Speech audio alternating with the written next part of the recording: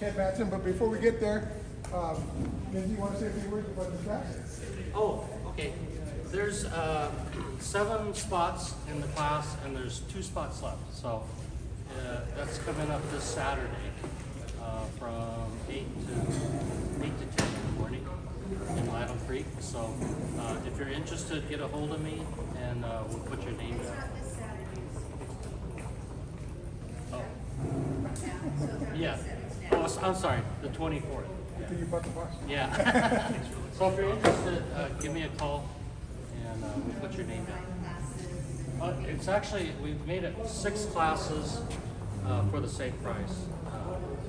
But the first one's an introduction, so it makes it a little easier to put all that information together. Every 2 weeks. Okay. Okay. And Debbie's going to be collecting for the baby gift for Charlene and what's his name? Dustin and Charlene. Sorry, senior moment. Okay. And I don't see Michael Roberts here, but I'll talk about Renaissance. So we have July 3rd is Mel's having a demo at the what's that center? Little Tokyo. Yeah, Japanese Cultural Center. The weekend of 4th of July. Mel. You okay there? Yeah. Okay. Yeah. And right here, this young lady right here, Dennis. Yay! The winner again comes in the morning. Congratulations. Yay. And last year was Michael Roberts, so we're doing pretty good. Club members are hitting home runs here. That's great. So we have new members here tonight. My name's Boris. Where are you from? I'm from Montebello. Yeah, I just started about 3 years ago. Okay. Want to work on some trees. How'd you? I forgot who. I can't follow the Instagram page, and I just saw someone post it, so Okay. decided I'd try it out. Well, great. Welcome. Welcome. Yeah. Okay. And we have a new member over there? Yeah, Will, new member, new to Bonsai, and just excited to be here. Anybody else? Anybody else new? What are you going to put over there? Rick Thompson from Hollywood. Great. Well, welcome. Yes. Because our membership, the GSBF had 15 clubs got put in for a $100 gift, and we were one of the 5 to get selected. And thanks to Shirley, we got together and she wrote it really nice, and they accepted us. And was 3 weeks ago I had to do a Zoom meeting and talk about how we got our recruitment up and everything, because I came in 3 years ago, and then the pandemic hit, and where all the other clubs were just frozen, we were doing pretty good. Thanks to Tom and Lindsay and myself, we were doing videos at Tom's house and demonstrations, and people just kept watching and say, how can we get join your club? So that kind of really kept us going, and each year we're getting bigger and bigger, and I want to thank everybody for that. So tonight, Mr. Ted Matson right here, he was my first instructor, and we go way back, and it's been a pleasure working with him, and I've worked with him at the Huntington. He's the curator of the Huntington Library, and he's taught all over the United States, and he's gone all over the place, and so he's well knowledge. So I'm glad we've got a variety of trees here because he's good at just about everything. Okay, go. Thanks, Ted. So we're going to probably work around in a circle tonight. I don't know if there's any particular order. Probably start on a corner and move from there. So how about if we start with our all right. So this one, I should have probably wrapped it. We tried to hollow it out, and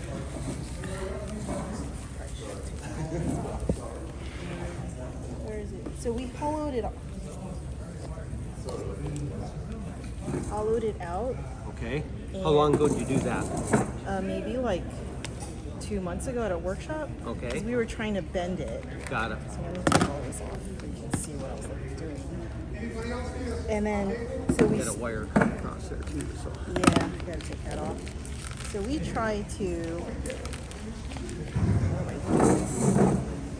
me put the wire off for you. Sorry, I didn't know I would be first.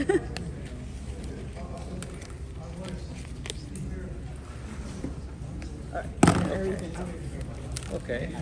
So we were trying to initially put a thick wire in here and bend it. Mm-hmm. And then we didn't bend it enough, so we did it again. And then he told me to take the bark off, and I went too far. So I we just figured we'd air layer it. So I was Okay. thinking, is there a better way? Because we were just thinking No, off the dome. what I think you need to do here is make a fresh cut, not a real deep one, but you just want to open up into some new fresh tissue, and you need to get your sphagnum off, and you need to get your bag up here, not down here, Okay. because this is where you're trying to strike your roots, right in here. So I would cut like more of a sharper cut. Or? Yep. Now, actually, I think what's happened here is I think you've actually gone only to your phloem layer or your xylem layer. Actually, so see how this skinned over and there's this white fleshy tissue under here. I actually think you may not have to necessarily air layer. I'm thinking this is probably going to bark back. I don't think you got through your sapwood necessarily. Okay, that's great. So I think I would go ahead and put your sphagnum back, because what you want to do is you just want this to harden up a little bit more. Okay. So leave your top open, so you're going to water and let it dry out and stuff. But yeah, see where you skin this and there's that little white fleshy.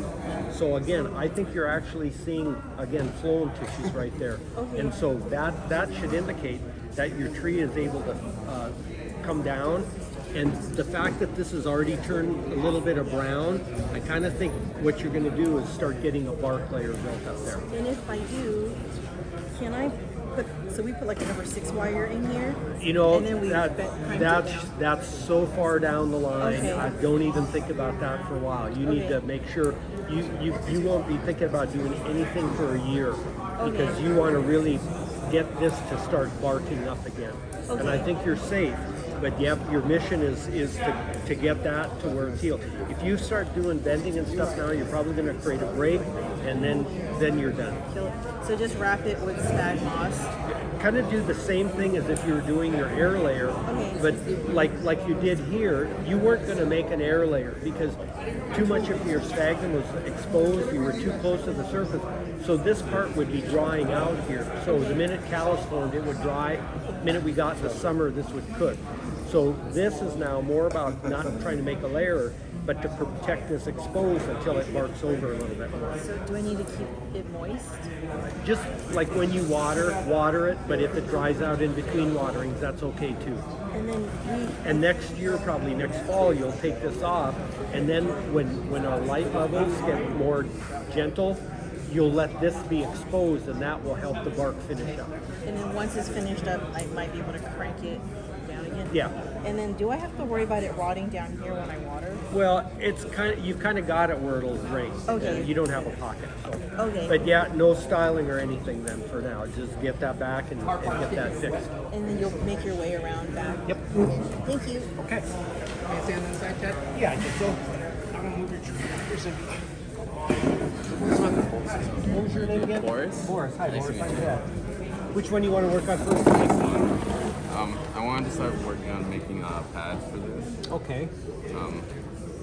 I brought it about a year ago into like a small pot, but it broke, so I just put it on top of it in here, and it's been doing good. It's I think the second cut. Okay. So one of the things, I think one of the first things you're going to want to do is you're going to want to look at your planting angle like this. Yeah. And even though your roots are kind of not oriented like that right at the moment,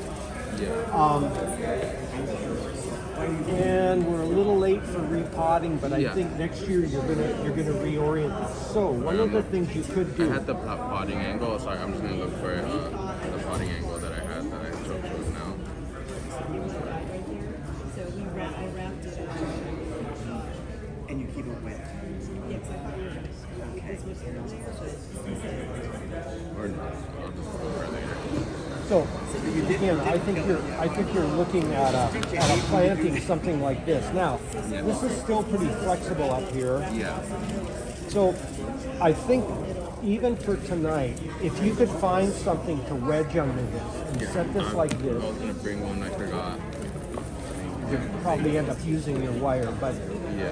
so now what you'd be able to do is at this angle. So for example,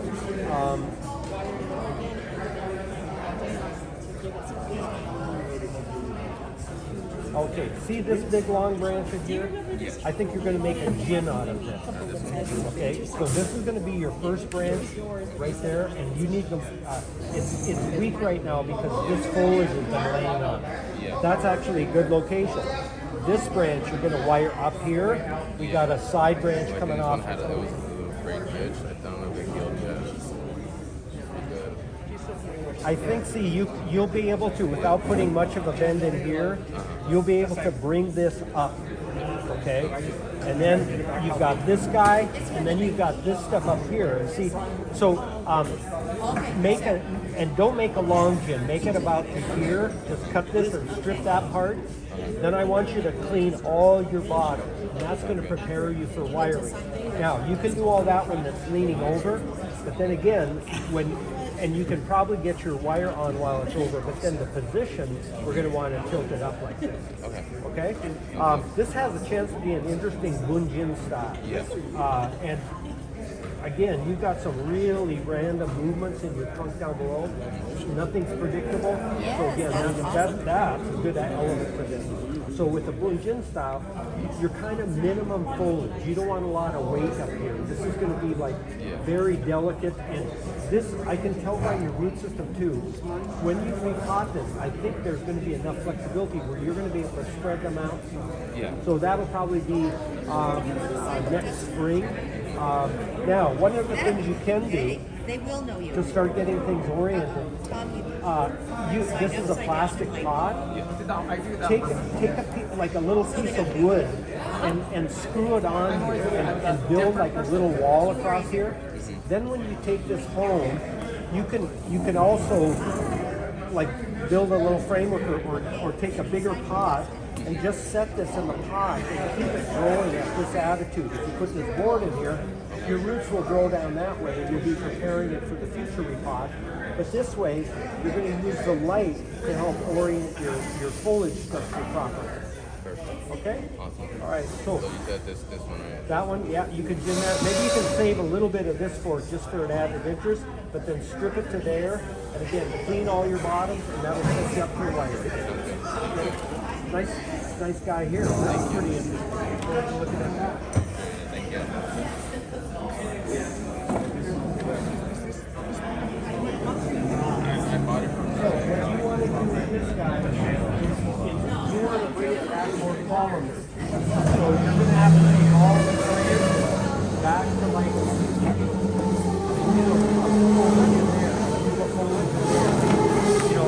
try when you push it back, try and save the same amount of bit of foliage. Don't just go to one little skinny guy. Now you're getting all kinds of budding in here, so you're going to get this to fill out. But yep, let's go ahead and let's try and reduce this by at least half in terms of its length, and start by More up here. yeah. Yep. And again, you're going to be matching your general paper in the silhouette of your other tree. Okay? All right. Hey, Ron. So,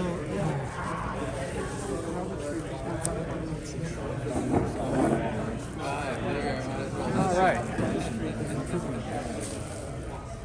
but my question, usually the typical bonsai is a father and son. Yeah, I was But we can go. Yeah, I was thinking The issue here, I think, is this is your dominant trunk. It's the thickest, but it has kind of a reverse taper in here.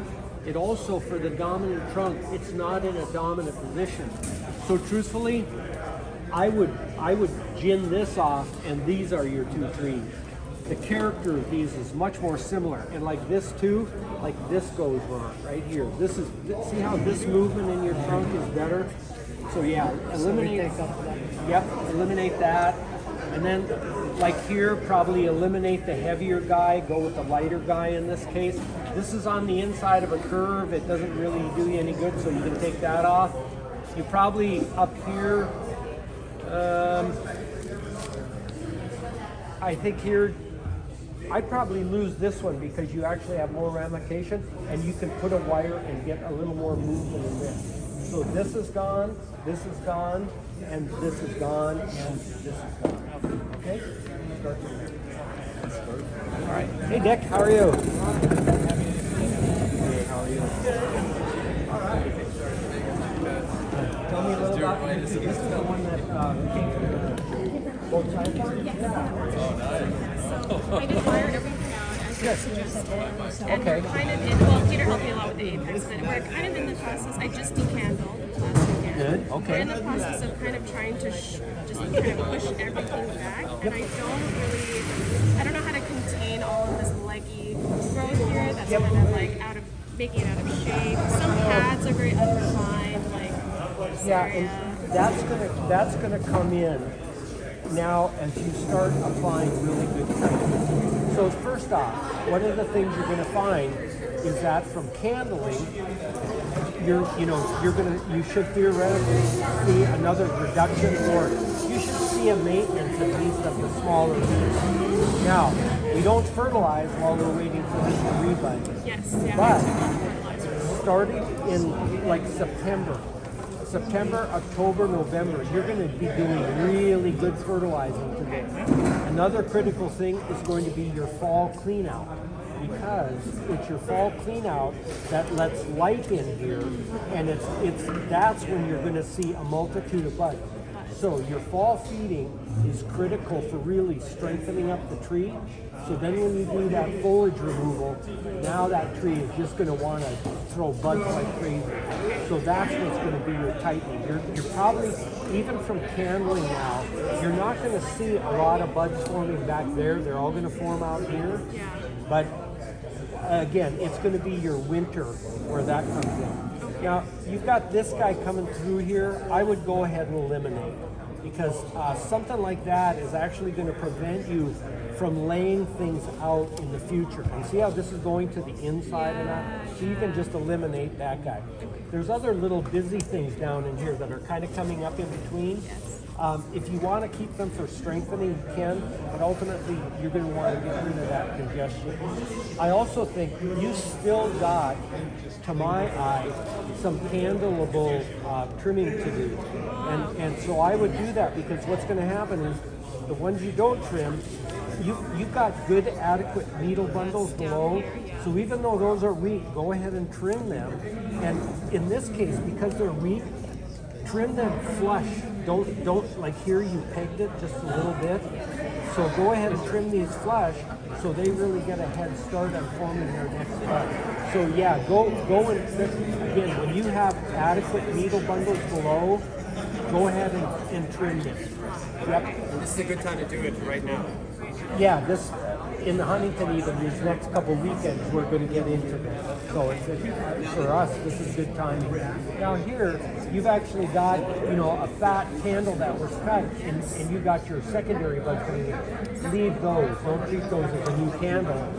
But know that you're probably going to end up where this legginess is up here. See how you got budding in here? So you're going to be able to tighten that down. But again, I don't think you're going to see the really good interior buds come until the buds set in the fall over winter. So it's going to look leggy for you this year. Full sun, really good light. You got good soil in here, it looks like. So it should be set up so that it's really ready to hit that next year. Great. In the meantime, what you can do is you can concentrate on building and keeping separate tiers here. So drop your lower branches a little bit more, bring your secondary layers in, and start bringing these in. So I think your branches are creeping up deciduous style a little too much. So get a little more angle, and you'll find that even up here, you'll be able to lay this out. Even though this is going to look square for this year, don't worry about it. If you lay it out, again, you get better light penetration, and you'll increase your chances of budding. Right. Color is good. You could, your tree is doing well. You have to just go through this process of, back budding. I also don't, this is a more basic question, but I'm kind of going back and forth on where the front is exactly. There are some areas where I like the taper of the trunk, but then you have a big kind of like eye-poking branch coming out straight.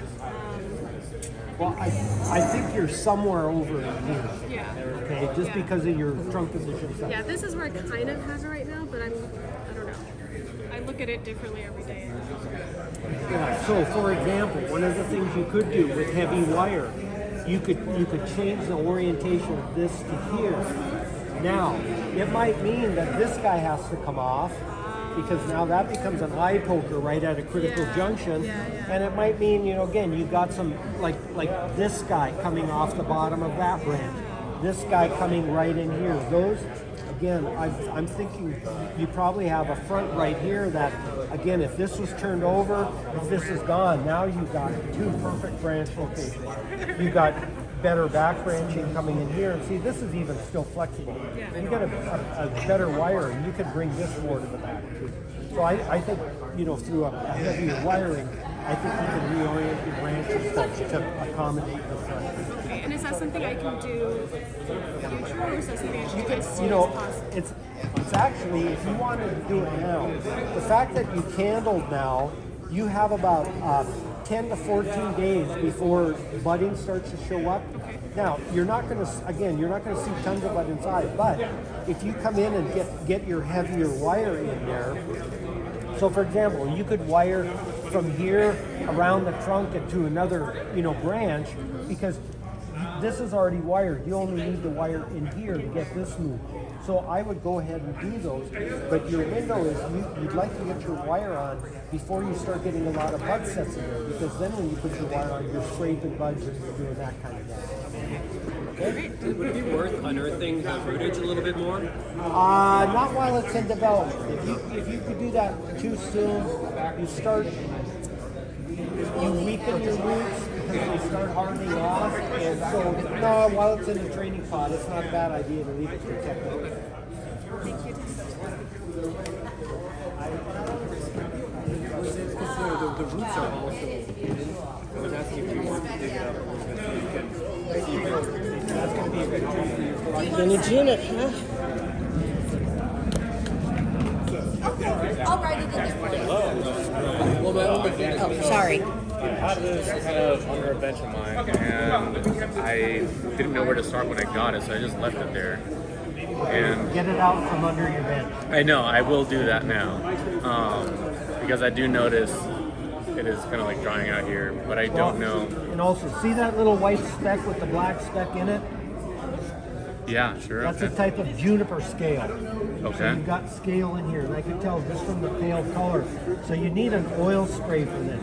Now, if you saw a bunch of these little white flakes, that can be water or something like that. But the fact that that's got the black speck in it, that's part of the structure of that scale. Okay. So again, that you need to spray this because here you have no really, your back budding is struggling to find chlorophyll.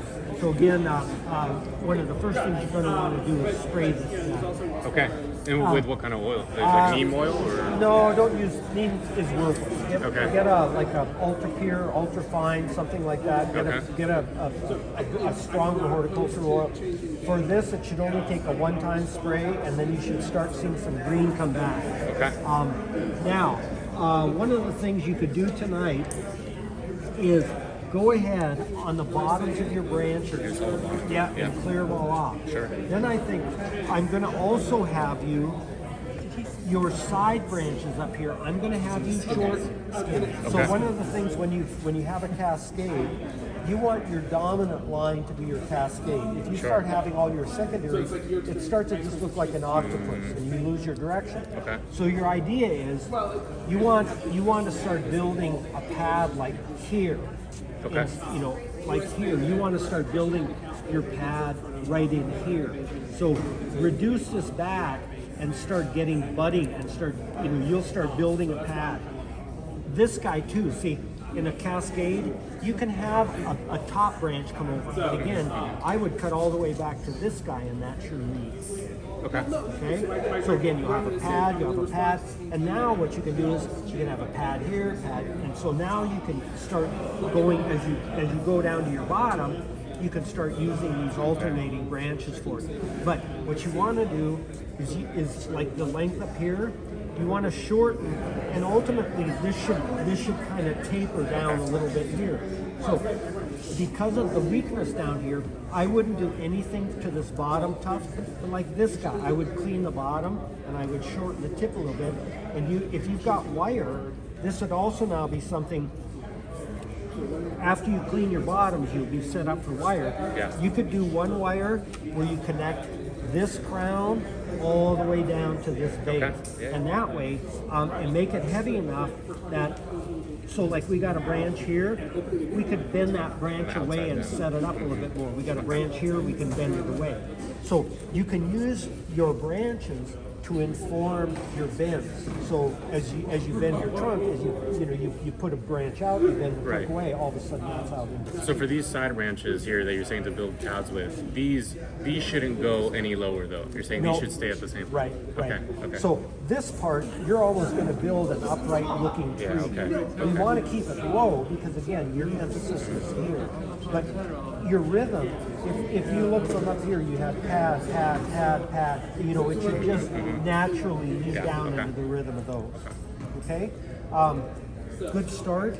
The other thing about this too is you will notice on these guys that they just want to keep running linearly. It's only until you hit that terminal, then you start getting your breath in. Sure. So don't be afraid to get these back. And the minute when you spray this, one spray will take care of all your scale, and you should start seeing the green come back into that pretty quick.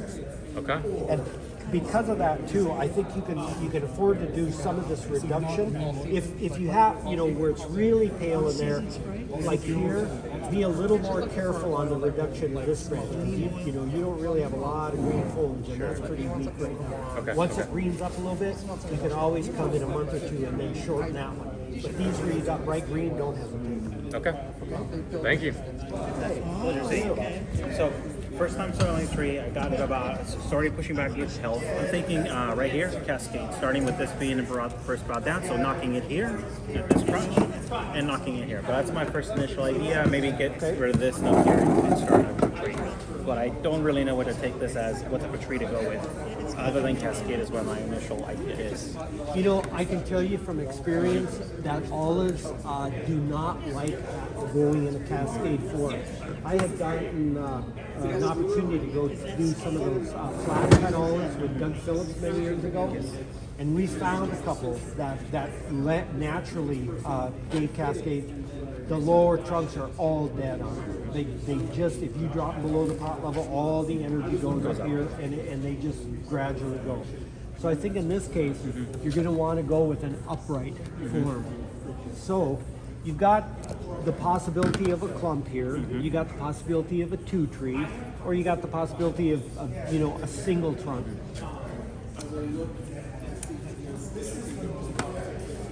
That's what I like. I just don't see the tree yet, you know? That's what I'm like, where to go, where to take this one? At least for its initial styling, you know? So like this guy, there's some contours, there's a nice little chunk of deadwood in here, but there's not necessarily a whole lot of taper to it. Yeah. I was thinking maybe if I cut them down to here on this branch, and then it begins some taper here. So cut down to here, create a taper on this one, and then maybe you can secondary tree here. Yeah, I think I would suggest that you want to take this one back. I think this is your lead here. I think this is going to be your front over here because of the deadwood.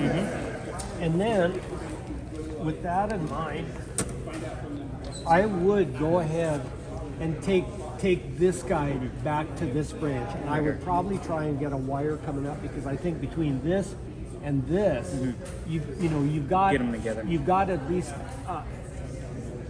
The issue is your taper point from here is almost the same spot. So if you cut the center of this, if you got actually a good bud break about an inch below, that would be a better location for your new lead coming off of that. Well, I'm brave enough. I'll cut it down then. You know, They push back hard. Actually, if I think I would. I think I should down just here. go ahead and flat cut that. Yeah. Because that should butt out, and then you'll have a choice of which your new lead is too. I like that. Yes. So go with the trees then. Yep. Yeah, I think so. And again, I definitely would take advantage of the deadwood and the shari in here. Maybe that's a hollow in the future. And again, that could also be then something that allows you to bring some character into this trunk. Okay. So. And this stuff on the side, knock it out too. Yep. Knock it Yeah. out. It's kind of it's Taking energy away. It's all and it's all kind of going one direction, and so yeah, it gets a little monotonous that way. Like it. Thanks. Yay! Ready? Got an idea for the tree. Howdy. I'm Ted. Alright. Oh, sweet little pump.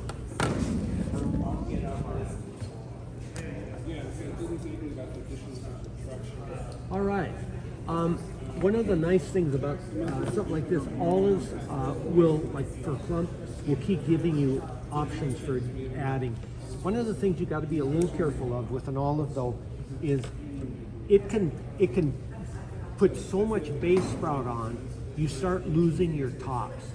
So what you want to do here is, if you want to build more of your clumps, allow just a selective few trunks to be added in. So like like here, this is a good location because it's a little further away. These are a little further inside, so I lose those. Okay. These guys are coming right up underneath this side branch, so they have no place to go. So eliminate those. So if you have one of these trunks emerge, in a spot where there's actually a place to grow, you can add one. Other than that, keep building on this now. Okay. Now, with this, you have got one of the first things I'm going to ask you to do here. I'm going to ask you to these shoots. I'm going to ask you to trim back to like the first or second pair of leaves. Then I want you to go in, and when you look along the branch, you see a lot of these old leathery leaves. I want you to go in and see, like this leaf. This leaf was the leaf protecting that branch when it grew. It already grew out, it was already trimmed. So that leaf has long done its job. It's served its purpose. I call them spent leaf. So if you come in, like inside of curves, bases of a crotch, way inside here. See, we don't need bud breaks way in those crotches. So what I want you to do is I want you to trim these stems back short, but then I want you to come in and with tweezers or scissors, trim away all those big interior leaves in there. Okay. And you don't have to worry about that, because once you get rid of those leaves, light getting in there is going to give you budding like crazy anyway. But once your old leaves are off, now you'll start seeing your branch to twig structure. So you're going to shorten, you're going to take old leaves, then when all your leaves off, now you're going to be able to see how many vertical buds do I have, how many laterals do I have, and you're going to probably go back in and eliminate some more of the verticals. An olive is a tree that will give you 3 vertical buds for every lateral one. So when you're trimming, when you're thinning, when you're getting rid of stuff, really don't be afraid of taking verticals up and down off and leaving angles, because these things for us, they're bulletproof, they bud so much. And again, when you take all those heavy leaves, when you see this tree laced out, this will look totally different for you even tonight. Okay. Good training pot, but again, you'll be able to put this tree in a pot this size. 1/4 of the size. Yeah. 1/3. Yeah. All right. So get rid of these suckers. Yeah, again, like this sucker, it kind of might have an empty space to go. One back here, maybe there's an empty space. So again, if it looks like there's an empty space, you can save it. Get rid of all the other congestion. When you get rid of the other congestion, when you look back at these, they'll be more clear whether they belong or not. And then all of the ones up here cut down to the first second foot? Okay. Yep, and again, we're probably then, even after you cut your leaves, we're probably gonna come back and take some of the verticals out. We'll save some for contour, but in some cases, we wanna be anticipating where our next growth is. So if you cut and you got, your opposing leaves, well, if one of those is growing directly into another branch, we don't really need it. Yeah. So again, we might do a second round of elimination of the detail, just to not let the tree waste its time. Okay. And then, This looks nice, though. Nice little proportions that you got started here. and then also this one. Do you have any? I just wired it for him. Okay. Yeah. Do you have any? I guess recommendations on where to go with this, Actually, or just keep this this alive? style was. Or just keep it alive. I don't know. Actually, what you want to do, you want to crunch it down and scrunch it even more. If you could get this to almost be a tight coil on itself, probably a little late this year, but this fall I would probably pot it up, and you want to let it grow.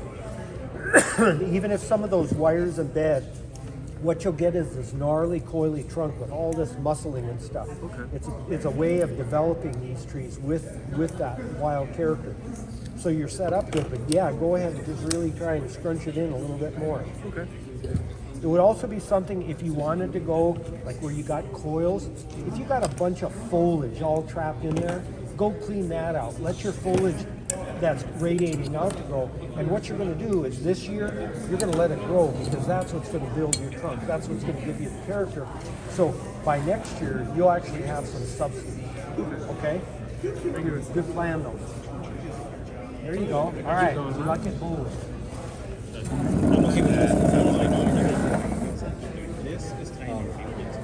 If I may ask about this tree first, and if there's time after. Okay, well, I'm going around doing one, and then I'll come around. So for this ginkgo, I've had it since 2019. Wired the trunk at that time. It's been okay here and there, but ever since doing RO, it has water. It's done a lot better. My question for you is on ginkgos. What is your experience in helping it ramify? And also, when these shoots come up, for me, I felt like it's been very random. Some do shoot out and some don't. Is there any other trick to that to get it to? As long as you're in that very small pot, this is all converting to spur growth, Jonathan. So you're not going to get a lot of running shoots. Okay. You're going to get 5 leaves put out. Next year, they're going to drop off. Next year, you're going to get 5 more leaves. And so see how this is already turning into a spur? See how you got the petiole ridges? Okay. So yeah, you're slowing your metabolism down. So you're Okay. this is fighting what you're trying to accomplish. Okay. Okay. So if you want to, next year, again, too late now, next year, pull it out, put it in a bigger can, you can probably get some more structure. But I guarantee you, in this environment, this is only going to convert to more spur growth. Now that's your long-term goal. Right. But if you're looking for more structure in here, no, you might get bud break, but all you're going to get is spurs now. So deeper pot, maybe something more Yeah, just put it in organic. a training pot for a big terracotta or something. Don't worry about the container. Just give it some room to expand its roots. And you're not going to see thickening, but hopefully with the root expansion, you're going to see more vigor up here. But again, this is your long-term goal, but you might be getting into that a little too early. Got it. Okay. Okay? Understood. Okay. Yeah, even see how small the leaves are on it? Because that's evidence that, again, the pot constriction is really tightening everything down. You're getting the metabolism. All right? Thanks. Got it. Hi, Ted. Yeah, you're where it's a little just kind of intimidating at this point, knowing like where do I even start and how far can I take it down? Out of a hedge or where did It was just in a nursery kind of in the back, and it had outgrown its pot. It was just like into the ground. when did you put it in here? About the third week, 3 weekends ago. I think you're kind of headed for trouble with your soil here. Just way too heavy, way organic. I'd take this out, wash it off, and I'd put it in a good bonsai mix. And I've collected pretty close. I've collected these on the 26th of December and the 5th of July, and had them succeed both times. Yeah. So Since you I've also had want- it started to bud a little Yeah, bit too. So I would go ahead and get it settled better in the pot. I would really work a better bonsai soil in there because again, this heavy soil later in the summer, you're probably going to have to start running into problems. Now,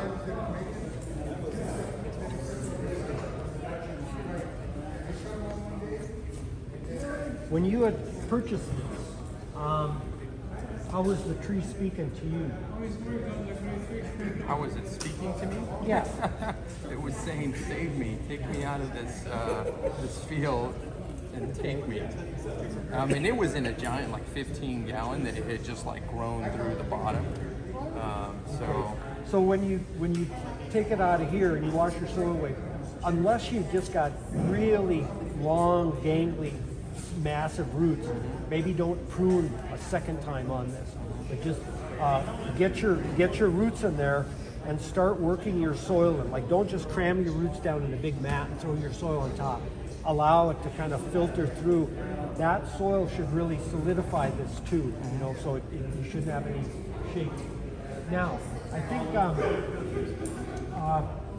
the other thing is, I think too, bring this a little more forward. It's, to me, your trunk mass is all kind of leaning back, and see this crack? I think that shows that the weight of this is pulling it to the back. So you're again, this is going to cause problems for you later if this isn't stable. So again, Yeah, I'd say it's been sitting, but the drive up here definitely gave it a tumble on the way down. Now, I think the first thing is, obviously it's just way too tall. Oh yeah. So where is the tree in here? So we're kind of dictated by a couple things. One, this is your heaviest trunk. So that's your dominant one. This is kind of your skinniest trunk, and this is kind of your mid one. Now that's a little awkward. You'd like your dominant one or your small one to be in the middle. So maybe what we have to do is actually look something more through here as a front. So now our dominant tree is in the center location. Okay, so that will dictate the front, just having that in the middle. So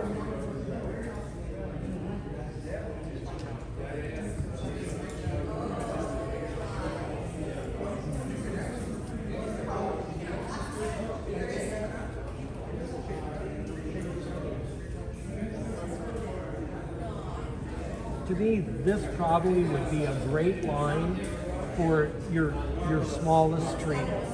So I would lose everything behind it and then get this up. Yep. And then I think for your number 2, I think this is probably going to be your logical one. This is kind of long in here, but you are getting budding, so you're going to get entering. And then I think I would lose this straight guy. And I kind of think there's actually going to be something off of this. I think this is too tall. But I think, so we've got this junction point here, this junction point here, so your junction point off your height. So what we're doing is we're justifying girth to height for everything. So your major transition point, you don't want this transition point up here and this transition point down there. So we want to keep those major transition points. So boom, boom, and then bingo. up there. So tonight, You're saying lose these two though? Yep. Wow, okay. Because again, this is so heavy, you'll get other stuff here. these are the branches you're gonna save. So if you wanna take those off tonight, go right ahead, because that'll make it easier for you then to transport and do your That's what I want to know, like how far and where to chop it. Now, just because the bark is so sensitive, I mean, what I would when I'm chopping that, am I just going flush? what I would do is I'd probably take a saw and leave a stub, and then if you've got a knob cutter, nibble down with your knob cutter. Your knob cutter, your branch cutter pinches, your knob cutter comes in at a better angle, and the blade angle is even better. So if you just nibble it away, it's not going to do as much damage. And you want to leave it just a subtle contour, so that when it calluses over, it would have this contour of the trunk. That, you know, you Not wouldn't concave. right, convex. Can't skip a line. You skip a line, but done. Okay. And then, once you get these down, and you can probably also shorten it back, because you've got stuff going on back in there, and you can go ahead and pass it out. Okay? And I think this too will help for a second repot. Right, keep it in place. Okay. Awesome. Any suggestions for assuming it to help with the scarges besides the Well, cut again, being- anything just to keep it from drying out. You're not preventing bugs or anything. I mean, duck seal, cut paste, Elmer's glue, I mean, just anything to keep it from drying out. Okay, sounds good. Thank you.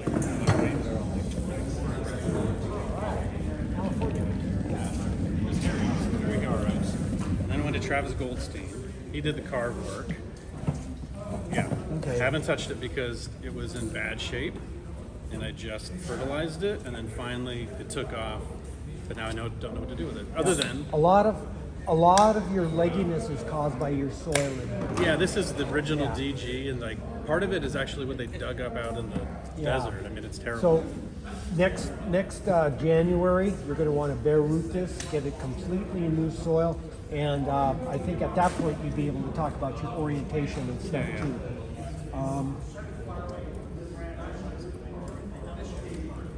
My thought was about this high, sweeping that way, right? If this is the front, that way I can see this, I can see this. Yeah, you got some layers going here. Yeah, it's got some lower.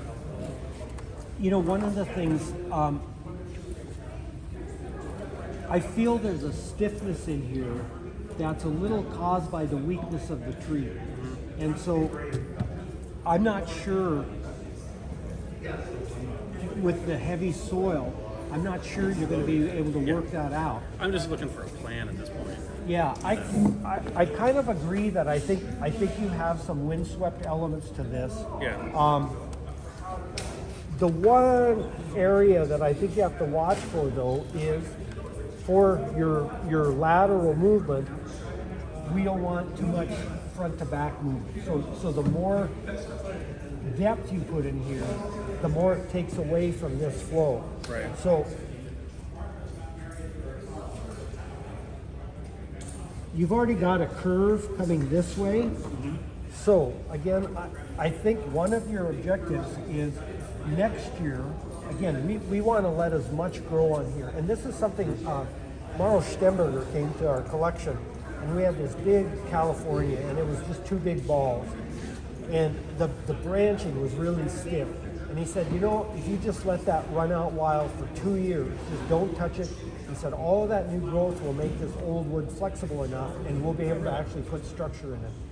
It worked. It absolutely worked. So your mission is, again, really get it healthy, get it growing as much as you can.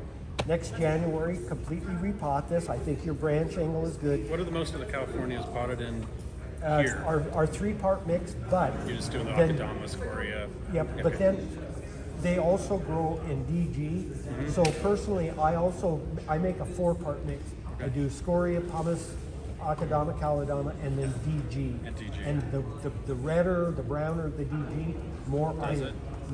Try not to get any with white because you tend to be more alkaline. Okay. So the thing is, like this, right now this is pretty rigid. Yeah.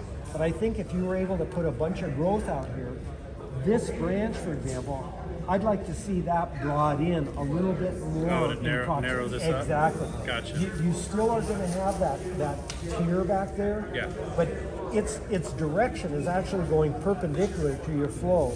So you really want to bring this branch, down something like this. So these are almost a little parallel, and you want to bring it down so that this tier is lower than this one. Okay.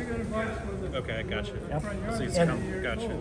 And then your length and stuff, again, you're just going to let it run for health, but once you get that wired in place, and this, this could be one of those Tom Vaughn type of where you soak it and stuff. But this, I think, if you just let it go, I think just raffing would be enough to get this one in place.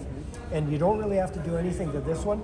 This curve, I would like to see accentuated too. But again, if this is allowed to grow a little bit more, you can. Might be able to get it over. And then a few, not a stem, but a future bud right out. That I think is going to be your apex right out. Okay. So this lays over. You got this tier. You got this tier. So yeah, I see it. Yeah, there's this window, but yeah, I like where you're talking about an apex coming over here. Yep. Pulling it in. Yeah, and think like this branch. Think of laying this over so that this layer is parallel I could to just this. start bringing this over a little bit You at a could, time with a guy but wire. what you want to do is you really want your bend in here. You don't want to just bring this whole thing over. You want to put more curve in that. Okay. I get it. Okay. That's great. Okay. That's great. Awesome. Thank you. All right. Hey, how are you? It's your first official workshop. Oh, cool. All right. So you have a little shibboleth. Let me take a look at something here. I'm going to check some of the color is a little off, so I'm going to see if we got any critters in there. What I'm looking at, see the size of that speck? Yeah. Okay, not moving, so now I'm going to rub across it a little bit. No, didn't smear, so no bugs in here. So I'm kind of thinking,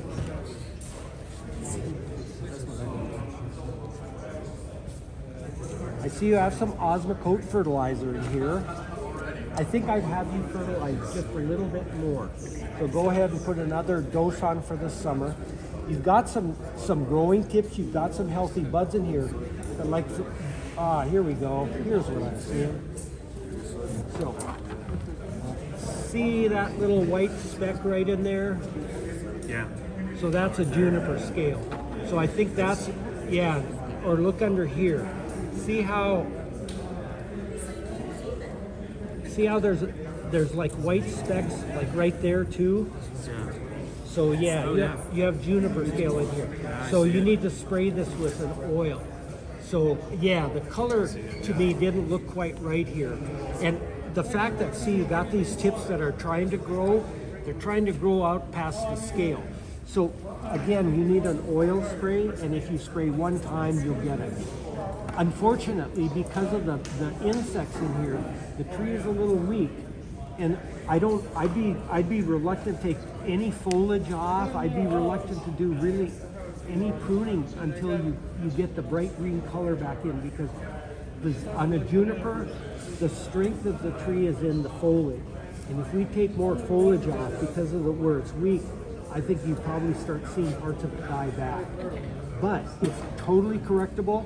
And again, one spray within a few days, you'll see it brighten up. And again, it won't be long before, again, you'll get budding in there and you'll get all kinds of stuff. And once you start getting a little more green, what you can do is go in with your shears and now start cutting away your brown. But there's some of these that still have the ability to throw new buds. So like I say, we'll leave it alone for now and get rid of the scale. And you got a great situation here. This branch down here, when this gets healthy again, consider this a sacrifice branch.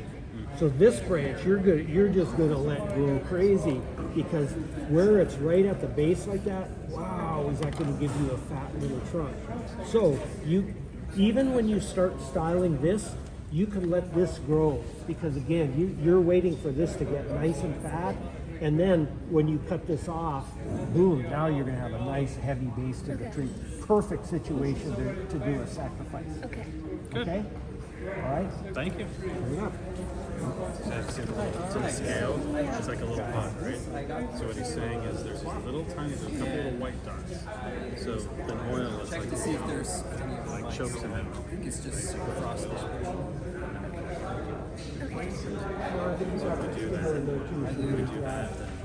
We're going to wait for the black So do you understand what he was saying? That's it. So yeah, go ahead. And I bet if we look in there too, we probably Nice tape. yeah, look at what they're doing. So kind of see those little white spots. So yeah, you need to just spray the tree with oil. When you say oil, like neem oil? No. I keep getting asked about neem oil. It's worthless. Throw it out. Don't use it. You're wasting your time. You're wasting your money. Get some real oil, some ultra pure, ultra fine. Get something that actually works. Ow! Was it that again, Ted? Pardon? Say that again? Neem oil sucks. Ultra pure, ultra fine. Okay, great. But yeah, You heard that, everybody. Ted just did not endorse neem oil. yeah, because you'll get some green back in here. So don't take foliage away. No foliage. Don't even chase these back right now. When would I start working on cleaning? Bring it to my house. I got oil. Even when the stuff on the inside. Well, you'll see this start has control. Some of this, I just still let it loose, sit. but you want to have the tree dictate that. Okay, so I spray and don't do anything for Yep. It just should get bright green. Okay. And you're fertilizing also. That's what This is something I dug up like a year and a half ago or so, and I'm trying to decide which apex to go or if I should leave both. This is just a cylinder. This you've already developed some paper. Get rid of that. And would I lean this back a little bit? You could, yes. So I can get rid of this and then look at this. Yep. And you should get, budding. And once we warm up, you should be getting budding down there. And I think that'll be one. You're probably going to start all your branches from new buds once they come. But yeah, I would get this off. And when you take this off, dome it just a little bit. And really leave that smooth, because these will callus over very easily. But if you do a concave cut, they won't. So I can cut this now? Yes. And leave, when you say dome, do a little like... Well, no, you want to contour it as if this was the contour of your trunk right there. If you go like that, it'll never heal. But I can cut it straight off, right? Well, you need to leave a little bit so you can contour. If you cut it straight, no, you're gonna end up having to cut in the contour. So I saw off with a little bit of room, and then I use a cutter to chase it back. Yep. And again, when you're done, you should be able to run your finger over that wound, and it should just be like this. It should be just smooth with the contour of the trunk. Okay. No more, no less. I see. Okay. And then it'll heal, and seal that one too, and that'll heal. That could heal in a season. I'll try to cut it today so we can finish it today. Okay. Yeah. Thank you. Okay. This is my first plant. All right. So I bought it about I gotta spray this thing. 2 to 3 months ago. I'm glad I didn't take And I it. do have. I'm just chunky wood there. Yeah, so I'm trying to figure out how do I get it kind of to grow, and then I also have kind of this 2 root or this 2 kind of branch. 2 major branches. Yeah. And so wondering how long should I kind of keep these 2 branches? Can it stay on forever, or will it kind No, of you sustain? don't want to keep. You guys can move it. What you scared? When you just keep your one primary line forever, you never develop the structure that shows age. So your strength and power of the tree is in your base, and you found a nice little base. Your age is all expressed by the angles, the curves, and the forks you see up here.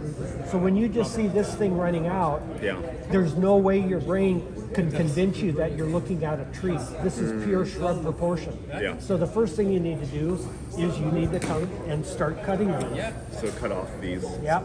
So like here, I would probably just cut this off and use just like cut it right here and use your budding and stuff like that to be your lead.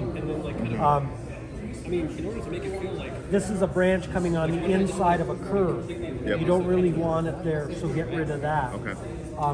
This, you're probably going to want to actually get a wire on and turn so it's radiating out this way. And then... So probably cut this and then kind of work off this. Yes. This branch. Yep.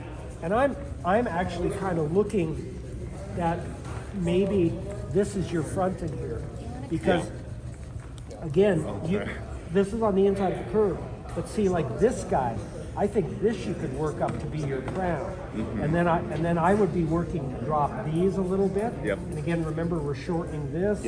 This is laying out to the back. So there now you'll be building a structure that gives you a crown, supporting side branches, and like this branch. The issue here is, see when you look through it, see that vertical line. So that's why you want to put a wire, and we want to torque it down a little bit to try and hide that vertical somewhat. Now, once those are in place, again, like this, see in the future, you'll be able to layer this out. You'll be able to, see it's kind of flat right now. That's because it was laying like this. Once you bring it up, it'll start filling in. And like even here, if I would actually wire this in a different direction, because, and you have here too, you haven't anchored this wire anywhere. It's just floating here. So when I bring this up, it doesn't stay. Now, if you feel this, there's a more flexible way. So when you're going to twist a branch, feel it. One way is going to be stiff, one way is going to be loose. The way that's loose, wire in that direction, because see, we can torque this around and we can raise this to its proper spot. But if the way it's wired now, it's loosening. But you also then, the bottom of your wire, you need to go and anchor on a whole different way. Yeah, because it was starting to bite into it, so I started cutting it. I just need to rewire. Okay, I got it. Okay. But yeah, like see here too, same thing. Again, we're going to come only to about right there. Yeah. Okay. And the minute you start seeing some of this off, you'll start actually, I think, seeing where your layers are already in there. They just need to develop and fill out a bit. Okay. Okay. I really like the base of your tree. Yeah. That's really a powerful little trunk. Yeah. Your movement, your proportions in here are actually quite good. I think you have a tree with some nice potential here. Cool. So, and then this one, you kind of just continue.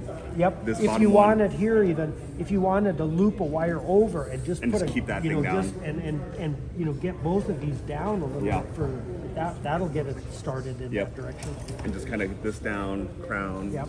And you see already when we drop this, see how so this is almost going to be like a little semi-cascade branch over on the side. You're not going to exaggerate it, but again, that's where your asymmetry is going to come in, is by dropping this more. Got it. So, yeah, no, that's good. Okay? Awesome, yeah. So go ahead and do a few chops and we'll be back. I just have one. Shirley? Yes. Shirley, I think this is a soil issue here. It's soil issue? Yeah, that's why you have all the dye back up there. Yeah, this is It needs to be more well drained, or well, that would be. I'm not. Is this potting soil on top? What is that? it's Okadama, lava rock, and No, and that I is just- a. What's that? Oh, I put You recommend it like grow power on top with some fertilizer. Oh, It's just on the so top. yeah. See what's happening is your soil is all clogged up here, and that's why you have twig dieback. When you come out of winter, twig dieback will be one of your first indicators what's going on in your roots. And so, yeah. Well, where is this going? On or is it on any plant? It's on any plant. It's on any plant. And so I think what I would do, I would take this layer of really heavy soil off. Okay. And even if you just want to put regular bonsai soil on the back, at the Huntington, we fertilize with tea bags, because when you put your grow power right in the pot, it forms a sludge layer. And you'll find, like, you'll get into the summer and you'll water and it'll just sit on top because this sludge layer compacts. So again, you want to get that off, and if you fertilize, then go ahead and use a tea bag or something so it doesn't get in there. Now.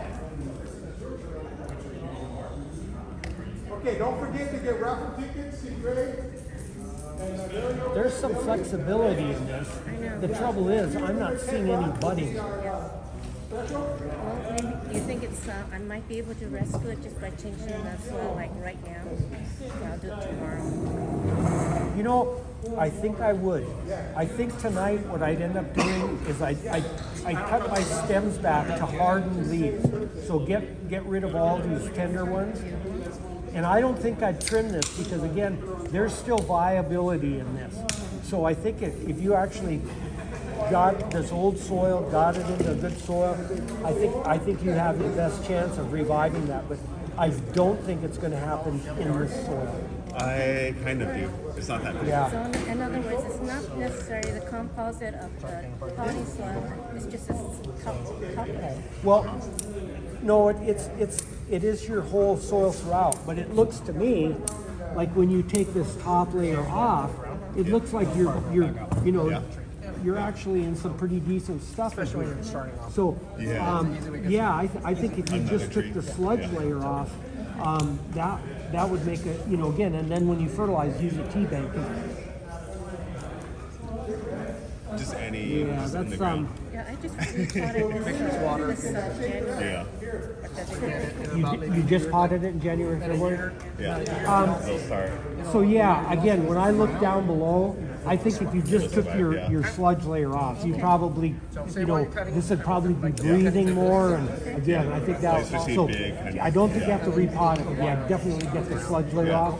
And then one of the things I would still trim this to harden leaves because again, you want to activate these. And so if these are just allowed to run, they may not. So trim all your foliage back.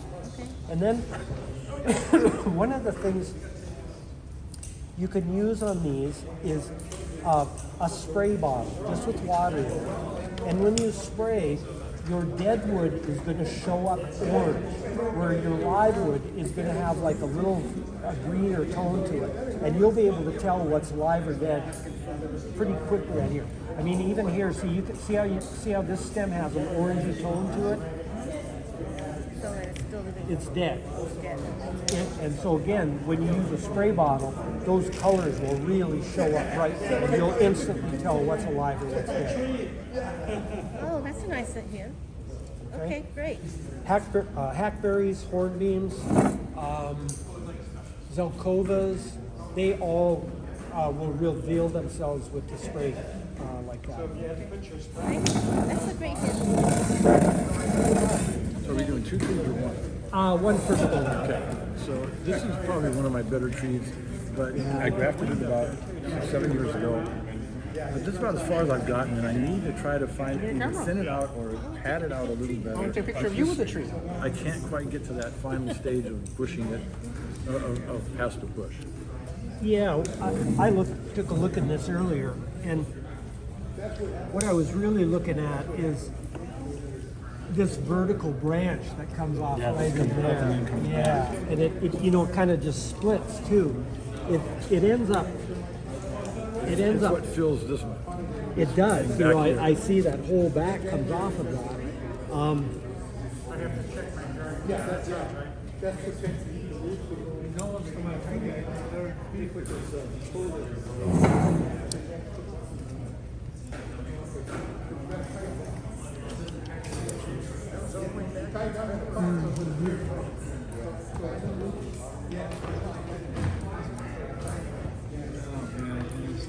Is it too thick? Do I need to thin out the foliage? Yeah, I think you need to thin it a little bit. It's still green underneath, which is why I haven't. The thing is, though, it's so dense and compact. You don't have that volume of space inside the tree that makes it look like a tree. I know it's going to be that way. It get worse like that. That's why I'm wondering. So how do I start going about thinning this out? Start coming in and thinning your weak foliage inside. So as you open this up, you see how see that? That's not really reaching even your silhouette line. So you want little tufts like this, but see like that? Again, that's just a weak little foliage. So just come in and probably with tweezers and start inside. And again, any of these little guys that don't reach your silhouette, get them out of there. Now, you can also be cleaning bottoms. Because again, these are just, That's, you know, yeah, I haven't done that for a while. Yep. That's what I usually do with this. But if But it you still doesn't separate these out enough. And I'm wondering, how do I get? again, start by cleaning Just the bottoms cleaning and bottom. then get rid of that. See, this tree is so compact that you can't just expand the whole tree to give you the volume. You actually just have to clean that interior out. Now, you're not going to get huge, massive spaces, but anything, like even within this tuft, if you can come in here and again, see like how you got little in-between stuff, you got a little bottom hanger there, you got some more bottom off this. So by the time you start, you know, getting that out of there and opening up some of these interior spaces, all of a sudden you're going to see, it's going to lace out a little bit more. You're going to see the spaces. And so you can only work with your little spaces. You can't create big spaces. Right. So again, bottoms first, and then when you come in, you're only catching the stuff that is the weak stuff that stays have just a tip on inside. Okay. Is there any wiring I should do on this, or is it mostly just cleaning it out? Because the branching is pretty much dead. Yeah, you know, the only thing would be is if, again, you could, some of these branches that come up, like again, even this side branch, it comes up vertical before it goes lateral. So again, That's so heavy, I don't know if I can change that. yeah, see, I don't know if you really can either. But ultimately, well, like this little guy coming right in here. See how he comes up off the top? He's coming forward. See that? This guy? Yeah. See, I think you need to take this guy out so you actually can lay this out here. To fill that space. Yeah, and so yeah, I think And I I'd might be able to do that in a couple of places. yeah, I think I definitely this one coming in and out. You've still got these layers out here. Yeah, this one. So Okay, I see what you're saying. so knock that one out first. And I think if you knock that one out first, all of a sudden now you're going to have space to start building your layers off of this. And I think ultimately that's gonna give you your interior tree space. 1/3 thicker. Okay. Right, boy, yeah, I mean, it's definitely powerful, and the movement on your lower trunk is really nice too. Has that notch in there. These are for cooking. That's why I haven't done much to it. It isn't dying out underneath, so I figured there we go. I can't separate the pads enough, and I don't really know how to. Yeah, no, it's probably more tweezer work than anything, just because it's so tight. Okay. Thank you. Oh, I've had this about 3 or 4 months, and They're good for roses. it got away from me. I think I'm about a month and a half behind. Well, Jim, I think you're loaded with spider mites there. See all this gray, that gray foliage? It's loaded with spider mites. So the trouble with this tree is you gotta get rid of your spider mites before you can even candle prune. Because if you come and candle prune to that foliage, that tree's gonna go downhill. So you need to spray this 3 times with an oil spray a week apart. What's the name you just said? Ultra Pure, Ultra Pure. I could probably get it on Amazon or something. Probably, or go to your local Armstrong. They Oh, I carry got that an stuff here. Armstrong. Ultra Pure? That's what's available on the market. But then what should I do? Because I You gotta have the spray it 3 times. I have the Bonsai Today book, but there's a 3-stage process for the decandling. Nah, that's old school. That's way too complicated. You toss that book. That's worthless. Well, suppose you got 2 candles on the same. There's 2 here. Jim, we're all talking theory. You're not going to remember that by the time it comes around. You got to get this tree healthy. There's nothing you can I'm do to it going to when it's trim it in in this 2 shape. months. As soon as those things are going, you say. Yeah, no, you can't do anything to this tree. It's too sick. You got to treat it. I have spider mites as well, but I've been using the bare rose fertilizer as well as a Yeah, the 2-in-1. Yeah, it's a systemic, and it's great. Okay, there, Jim. Do you have the rose and flower bare product? This one is not only Oh, what's the name that you said? I said Ultra Pure. It's an oil spray. Okay, well, I'll get that. Okay, but yeah, again, what you would need I to have to do do is it 3 decandle times. 3 times to spray, and then 3 weeks, right? So Yeah. once a week every 3 weeks. yeah. So like get it, spray it. The next 3 Saturdays, spray this tree. That came from a house of bonsai, was probably with the bonnet. Could be.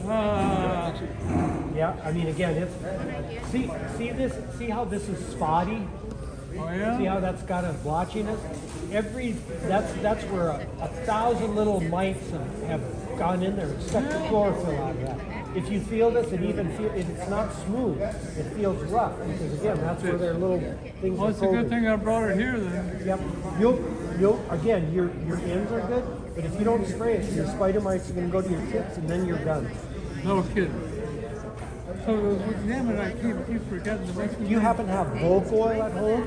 That's an old spray. BOLCK, bulk oil. See, we used to use malathion bulk oil as a combination. I have the malathion. Okay, you might have some bulk oil at home because a lot of old-time gardeners had them both. If you have bulk oil, that will take care of this too. Now, what's the other one name? Ultra Pure, Pure. I could probably get her at Armstrong. I'll go to Armstrong on Saturday or tomorrow. Yeah, sorry we can't do more to this, Jim. This looks like a Jim Barrett pine. Looks like one that you got from him. It looks like one of those old Yamaguchi Singer pines. Well, the House of Bonsai. Oh, House of Bonsai. $375. Okay. Well, definitely protect your investment and take care of those bugs. Yeah, okay, well, thanks for Thank you for your help. Fair enough. Let's see, I've got this guy. I don't know much about olives, except reading. It said don't do anything drastic until wintertime. Actually, for us in our climate, olives are the most bulletproof material.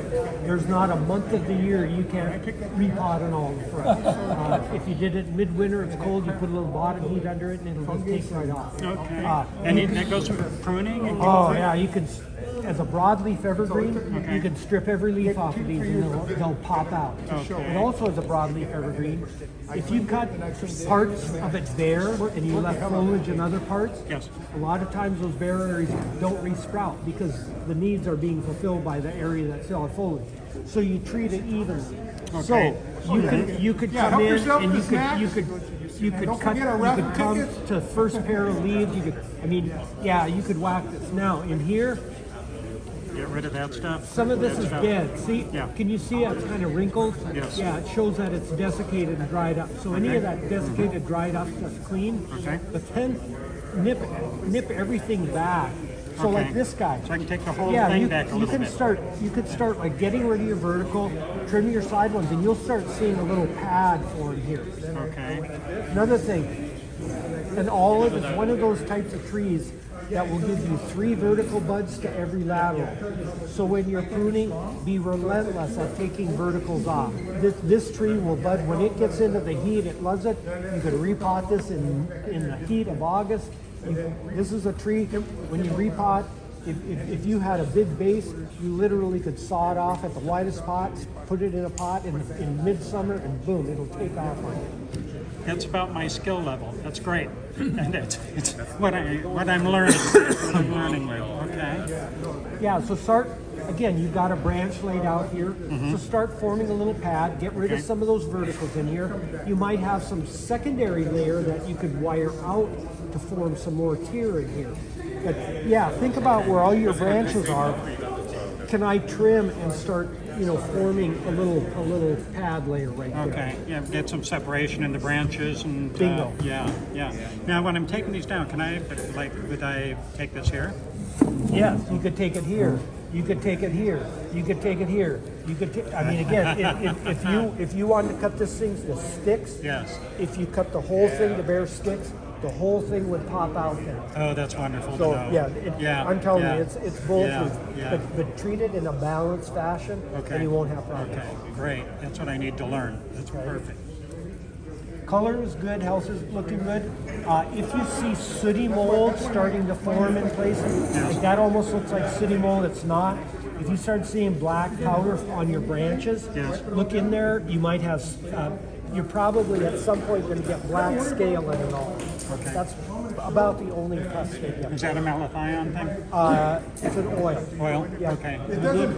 You need an oil to smother scale. The malathion won't actually get to where the tissue is on those creatures. Good to know.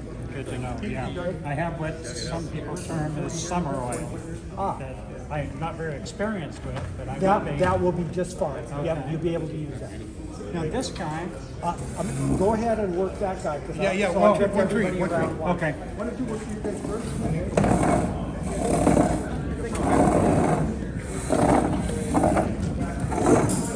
These are the very, very beginning ones. Okay? Brand new babies. No experience at all. Okay. So, actually, kind of an interesting piece you brought in. Nice little oak. And this is Wife Christine. Okay. Hi. Ian, right? Evan. Evan, sorry. I was I'm close. Ted. Christine, right? Nice to meet you, Ted. I got that right. I thought even. So one of the things, when you get a piece of material, you really have the ability to look at it in any and every way. So for example, we have a relationship here, with this trunk and this trunk. However, it isn't the most attractive relationship. This is kind of a U shape in here. If this was more of a V, that would be a more natural relationship that you'd find in nature.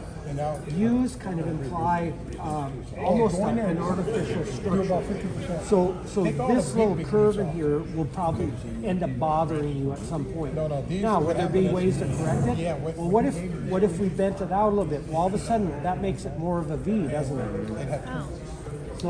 I was having a hard time figuring out which side I would like to be the front of it, because it kind of has this nice fall. If you look at it this way, kind of got a nice fall come out, But I think. But then you have this in the front. Yeah, but proportionally, I think this length for the upright portion of the tree is a little bit too much. right. So one of the things I'm Yeah, going to I wanna suggest be able is to we see actually through it. get rid of some of that. So yeah, I just. Now, the other thing You see is, my olive, because of this lean, Yeah, I showed them in 2019. with this oak, I would suggest, like, we would want to get a piece of wire on this. The first thing we want to do again is we want to bring that angle out, and then we'd want to bring this part up more. See how this is the heavier stem?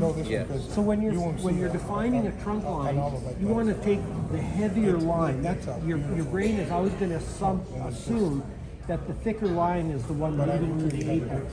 So again, if we made this our apex, this would look funny as a side branch. So again, you're going to bring this out, but then you're going to bring that up, and then this can be a side branch for you.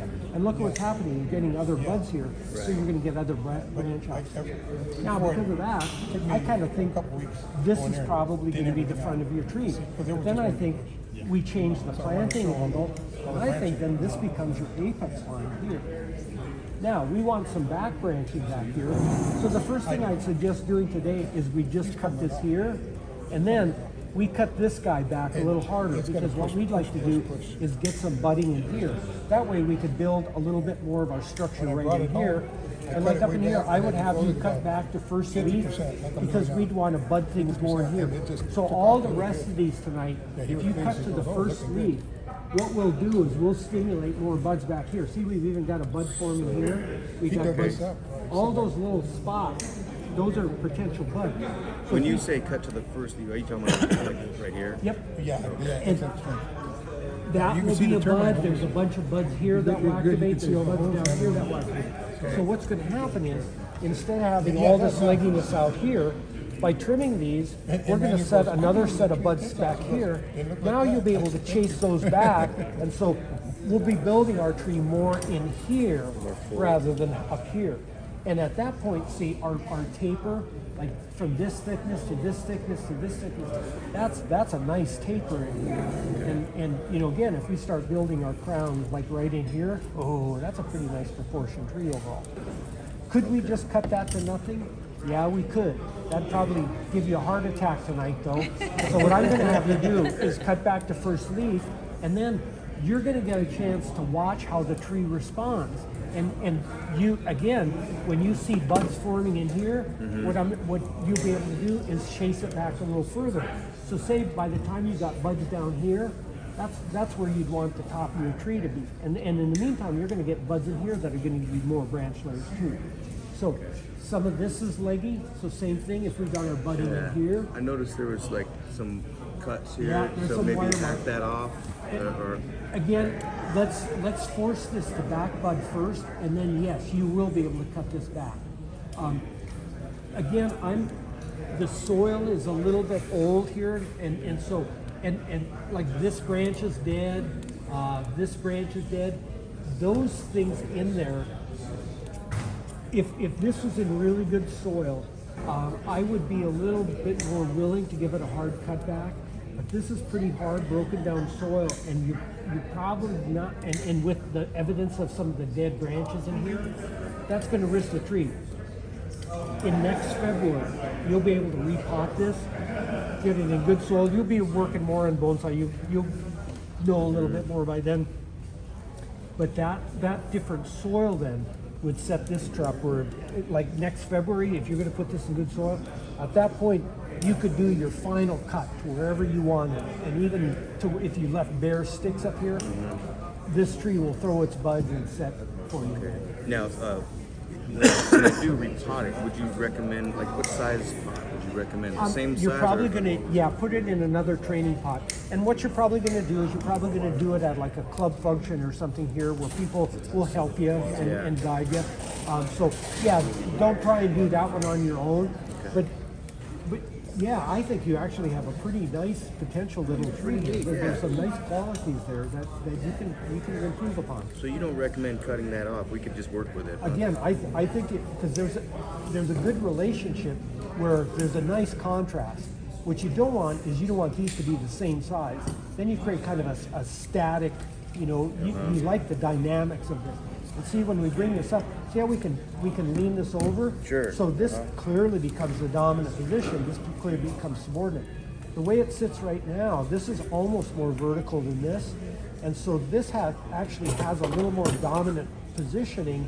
And so it even looks weirder. But if we, again, change the angle and change the planting angle, no problem. And I don't want to take up all your time, but I just wanted to ask you, like, do little things like this add to the character, and you want to leave in them? this case, that one is a good one. But this one, you think, maybe not so much. Yeah, it's just going to be busy. So again, you can take that off. And when it comes to pruning, do you recommend cutting arms that are going towards the center?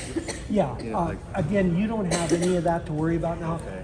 Your first mission is how can I induce some of that where now I have those decisions to make. You don't even have that decision to make right now. Thank you. I appreciate it. Okay. Good start though. I'm excited. Oh, sorry. You got it. All right. So you can tell somebody wired this and did some tight movement. You know what I'd like to see with this? I'd actually like to see a heavy wire put back on there. I'd like to see this crunch down even more. Make the twists and the coils even tighter. This was a style that came about in Japan. They would collect these trees from the wild, and they wouldn't necessarily. There you go. We got a picture of Ted's butt here. Oil that would come out. You couldn't really determine what even the line was, but because of the naturalness of all the living and dead wood working together, it became a fantastic composition. So the Japanese actually came up with methods of taking these little whips, wrapping wire around, twisting them up, scrunching them down to form that kind of like undiscernible little coil. So this was coiled up at one time, then it was de-wired. I think maybe somebody got a little scared because there was a little damage and they took the wire off. But it rewired it. You could actually put where you want to have a band, you could compress that band a little bit. It's out of that, that was decompressed. So again, you might have something from the wire, because you need a fairly heavy piece. And I would scrunch this up a little bit more. I would scrunch this up, and then maybe I would try and bring this up as your seat apex. This one you want to take up. Now, you've got a branch on the outside of the curve, outside of the curve, outside of the curve, inside of the curve. So this one, you probably don't want to keep on. It would even help you with the tape. I think that's the only branch you need to take off. And then, like, again, these guys, you're going to just let them go because they're going to stick in this whole position. And then later, as long as it's multi trees, later you'll be able to push this back and start developing the pads. But like even here, these are so skinny, there's not a lot to do with it. So if you've got this main trunk wire on, you got this switch down. This is a good sacrifice branch for the two because this will really thicken this portion to this point. And so you get good taper. Again, you bring this up like a little apex. And then once we stick it, boy, you have the branches that will cause them to have you let it go for a while. Yeah. So like all the energy flowing through here will really help thicken this up to this point. Because this is, yeah, once you cut it off, maybe you cut it off and it will dead with each off. Or maybe you cut it off and let it go so you can see all the options for the future.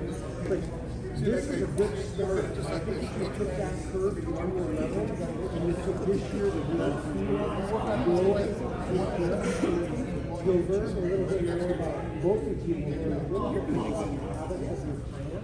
And then later, when you go and do the next stage, you'll be a little bit more familiar. You'll have a little more confidence because you'll see how the plant is responding to you. And so, again, both of these good start. Yeah, a little testing aside, and both of them will have better trees. And again, they're both good trees. They both have good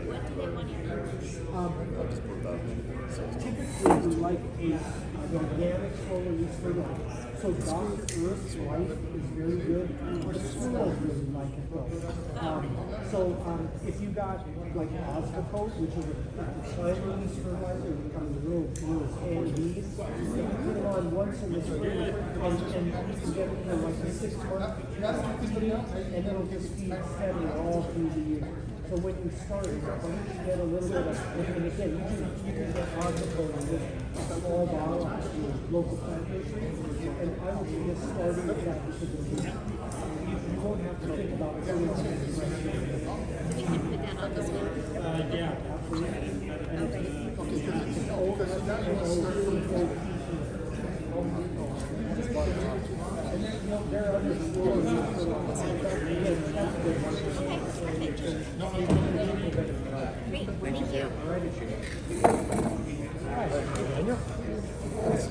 was the Juniper trees. And I've been growing out foliage. It was all mature foliage. It was old style. So it's everywhere. So it's been 2 years now. I've recently cut my vegetables because it's just getting too big. And I've got a comb over here. I don't know what to do with it. So in here. It's up here and down here. So I cut the back and I cut the whole thing off. A big hole in the back. Is it worth doing something or just... That's the same thing I was doing.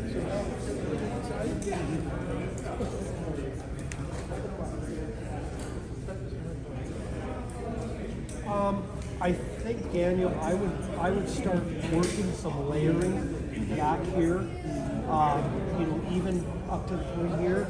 And I think what you're going to ultimately want to do is build it down off of this portion here.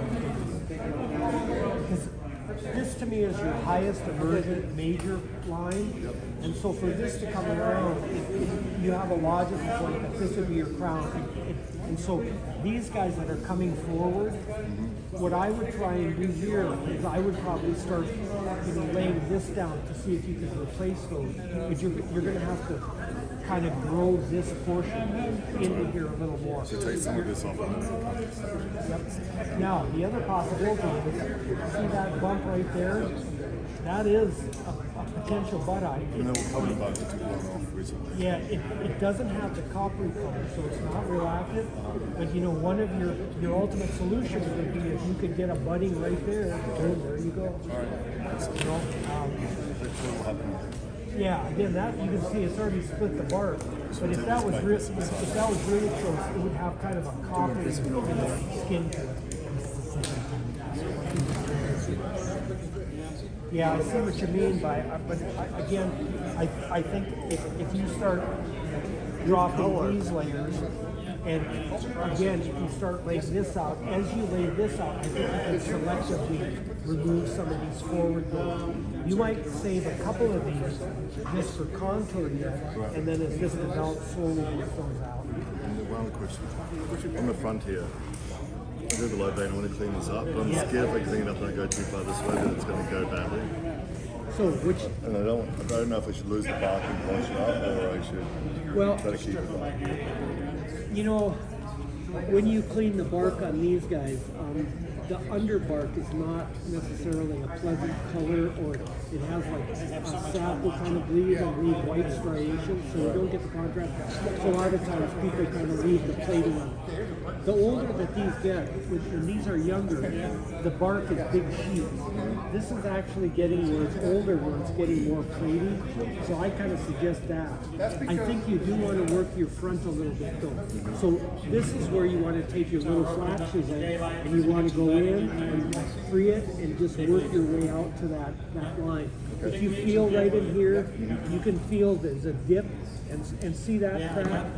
That crack is where your underbark is expanding and this little flap is being pushed out away. So probably if you got something under this and popped it, you would create a better definition right along your scar line. So right now it's like this. You wanna define it a little bit more like that. So again, like I said, I think if you got it where that looks like the bark would just pop it, you'd start seeing where that line was. And do both sides. So again, you get a little more definition. Looking good though. Looking good. And I totally agree with you. Going for the mature foliage, that would make it a much more elegant tree. Yeah, good color and everything. It's nice. All right. All right. Hey. I don't know how much you can cut off.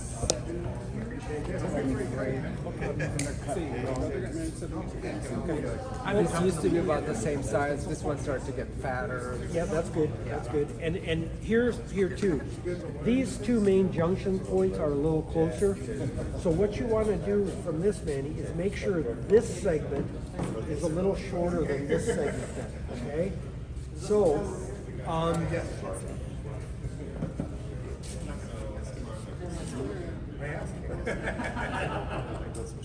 And if I do cut it that way, it gets that's subjective. That's if you would want to do it. So one of the things that I look up in here is I'm looking for a zone of compression. So, you know, again, we've got some space, then we get nice and tight in here, and then we get loose above. So I'm kind of thinking maybe this is your lead off. This guy right here. So take that chunk back.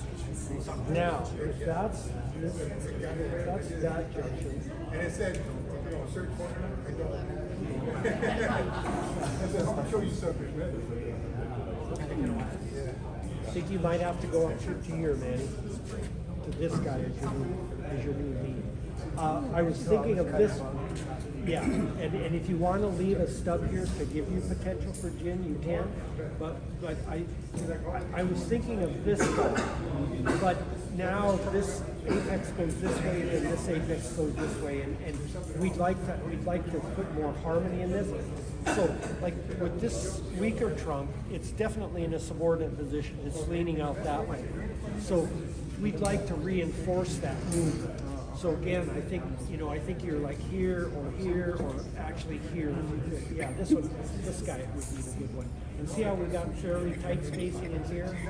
So again, we got a little compression, and hopefully we get maybe a couple more branching in here. Oh, a nice one to the back. So yeah, there's actually decent compression in there. And then,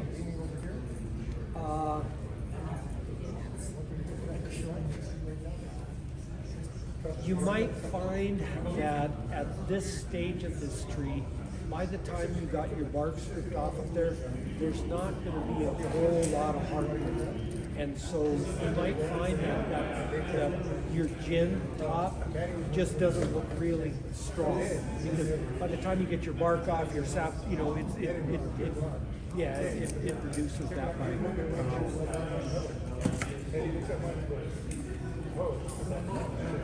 I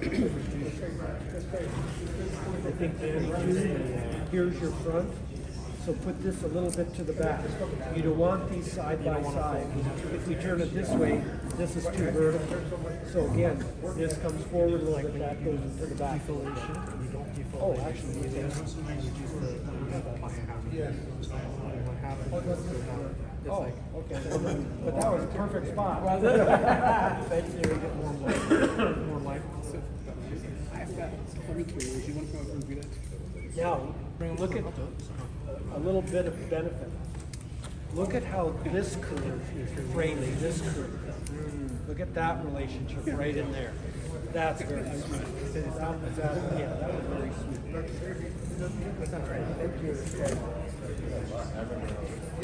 All right, is that first go round? Yes. So, let's talk about it. So I just been going in and thinning it out? Yep.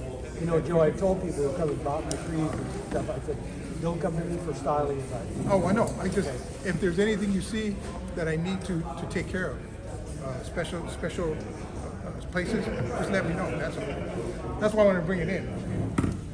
So it's been pushing really good. It's getting really healthy. Yep.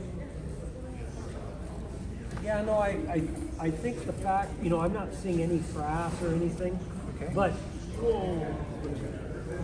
just all the. Well, you know, that had a lot of moss in there. Yeah. And I took all that moss off. Yeah, no, I think you took care of the termites. I think so. I think you did. So, I guess the piece of advice, one would be, there's a lot of these branches that are hollow. Yeah. So, I mean, like, if you come, like, look at this where this was cut. Right. Again, that's what termites were in there. So what that means is, if you go to bend any of these branches, they just that's what happened up here. Now the fact that you're getting stuff like here, that's nice, because to me, that was a game breaker. Yeah. So if you can build that's what I was trying to do, get the crown back up to where, because it was like you said, halfway around. Good. Since you are getting some back budding on some of these branches, I would hold off trimming some yet. Okay. Because I was only trimming the ones that were sticking with. Yeah. Okay. Yeah, they're I was surprised it came back. Coming back, so we'll see what happens. And you know, we aren't even in our heat yet. I know. And so that's why I was telling him. He helped me repot this thing, and we cut 50% off the root ball. Yep. I know it was ready. Yeah. So I took a picture and put it right back in the same position. Also, Joe, you know, you get your base sprouts on here. This tree, the Navarre, keeps building out. Yeah. Because if you get those sprouts and you cut them, I cut it back about right here. Yeah. So I took about an inch on this side and 2 inches all the way around. Yeah. We pushed it way back. Now, I think you got it planted wrong in the pot. I know, it should have came. Yep. It should have came after I got done and we put it in there. I go, damn it, we're on the wrong side. Yeah, exactly. Okay, we're in the same. That should have been over here. Yeah. When I looked at it, I go, oh man. I know. Yeah, I was just basically getting it in there, and then I stood back and I go, it's in there now. I'm not disturbing it. So maybe next year I'll move it. Yeah, but you can see, I mean, all the old city mold is still in here and stuff. So that you're probably just gonna have to live with it. You know, there might be a time.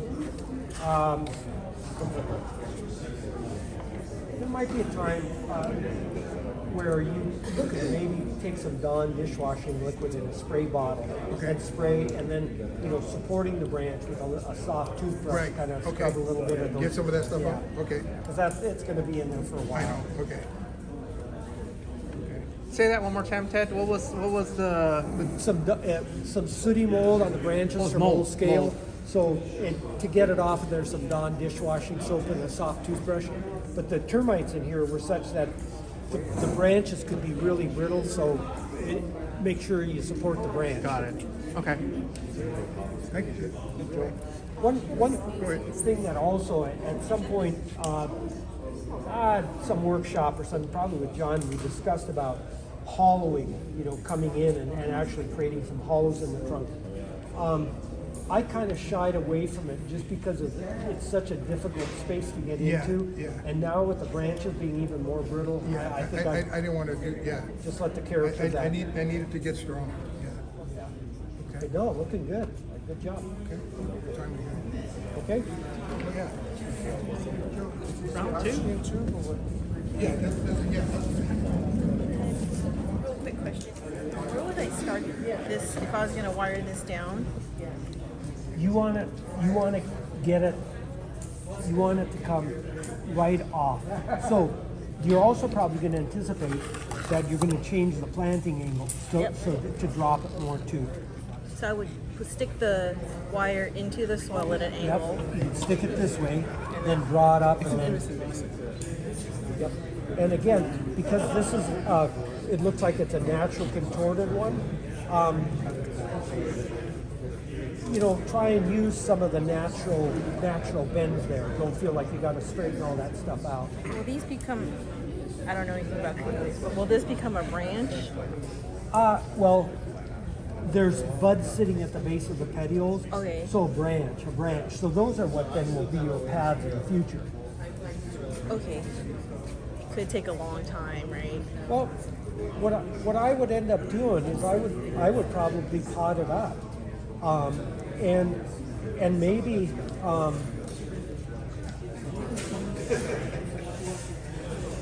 I would pot it up. I would move it from the 1 gallon maybe into a 5 gallon and really let that grow, because the more root space you can give this, the more you'll get trunk development. And so right now, that's what's going to take the longest to develop is your trunks. Should I wire this now? You probably have another year at least where it's flexible. Okay. So, if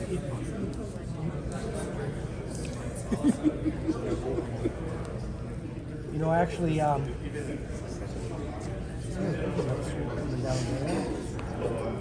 so the good thing is, it feels like this has been in the pot for a little while because I couldn't feel just a line or square in there.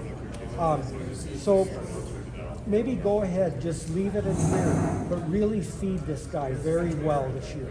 I mean, just search hyper feeding for bonsai. Okay. And there are a couple guys that came up with some formulas of things, and they would do this hyper feeding and kind of maximize development. And so check that out, because this is so young. You're at a stage, if you can really pump some energy through this, you'll see it develop on you pretty quick. Hyper fertilizer? Okay. Yep. Thank you. All right. Yeah. Nice.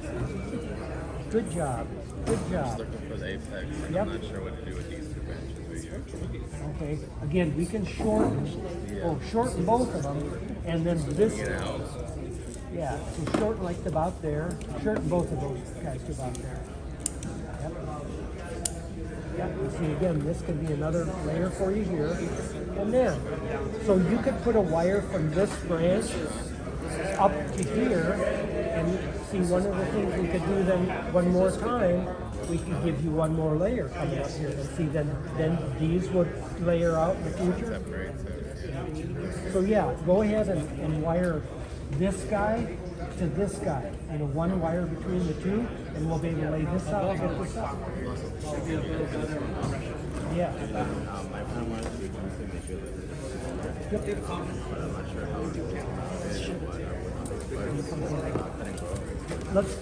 Let's talk a little bit about culture for these for bonsai. You're almost kind of what you're shooting for in this tree, in the sense that you're looking to produce this really dense floral mass. So So the technique for working these is unlike other bonsai. If you trim these like a regular bonsai, you'll just get a flower here, a flower there, and it never really gives you that impressive look. This is actually not bad the way it sits right here. So you watch your flowering, and like back here, see where these little stems, so when your flowers dry up, these little deer antlers are left, okay? Can you see how, when those fall off, it'll be like little forks? When you start seeing your bare deer antlers here, what you do is you whack this hard, and I mean you literally come here. You can cut it anywhere. You feed it with 0-10-10, like some super bloom, because this, if you feed it with nitrogen, it just wants to shoot out its legs. If you feed it with 0-10-10, what it'll tend to do is it'll come into flower more quickly. So in a year cycle of these, what typically happens is the first growth comes out, it's kind of leggy. You cut it hard. The second time it comes out, it's like here, you cut it hard. The third time, poof. It's just solid flowers in here. So after the flowers are gone, I just like cut back. Wow. To bring everything back. Just tight. And again, you can go to stick. And as we come into the summer heat, this thing is going to even take off more for you. Yeah, last year the flowers were beautiful. It was everywhere. It was a lot bigger last year. And the flowers. So again, on these guys, as the flowers start to fade in that zone, we sacrifice the rest because we know when the tree buds again, we're going to get a better flower.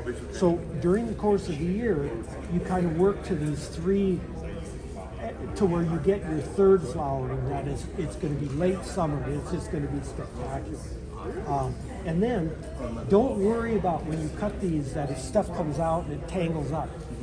For a year, maybe 2 years, you just do this cut, let it come out, flower. Do the cut, let it come out, flower. Do the cut, and it's going to form like a tangle up there. Every other year you go in and now you clean the tangle out, so eventually you get to really good bonsai branch structure. But if you try and do a branch by branch, you lose the impact of the flower, and that's what you're going for. One of the things that's really nice about this tree too is the flowing quality. A lot of bougainvilleas for us in California are kind of stiff. They have these straight trunks. So for you to have something with flow like that, this is very good.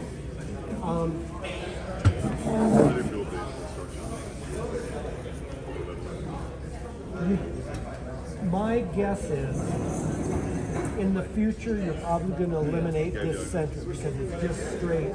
And then this will be your dominant crown. This will be your subordinate crown. So again, work slowly where this is built here, and work slowly where this is built a little lower. Okay? But yeah, with this, you got great potential to fill this out. And so, and if it's flowering like this, when you really get your technique down, you're just going to have spectacular things. Another thing, where you live, when you cut this hard, and it's out in full sun, mark on your calendar, because when it comes into full flower again, you want to look on your calendar. That timing will be consistent. So if you find 75 days from cut to flower, you can, if you have a show coming up, you can count back 75 days to your cut, and you get flowers when you expect it. Yeah, again, you'll lose that, and with the movement, the flow, and the rest of it, that'll be stunning little trees.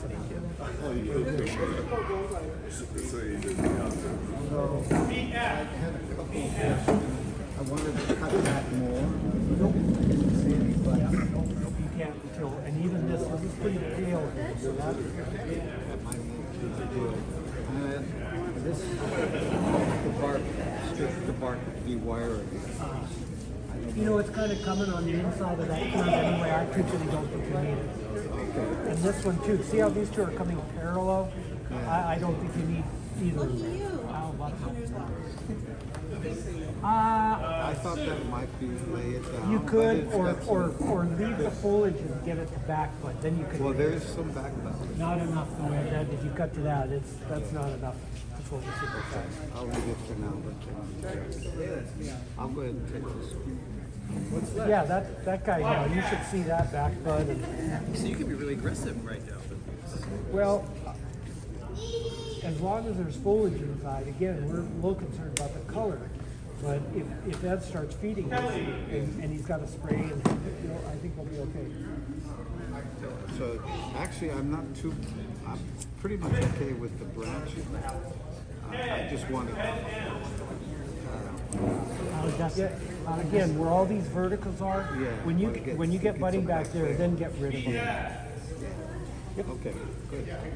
Oh, so fast. Hey, Ron. But Yeah. then I gotta, how we gonna? Ow. I kind of think, Ron, this will work off of here. So one of the things that's going to happen is you're going to get some additional budding. So you're going to get more branch layers. Eventually, I think just even the proportion of this, it's coming from the inside of a curve, I don't think you're going to need this. So, but this branch down here, Well, just leave it like that. Yeah, you could come off to the side and maybe it would be better to lose this part and just go with this because it's a finer piece. But I would probably, wire this a little bit more this way and bring this guy around more.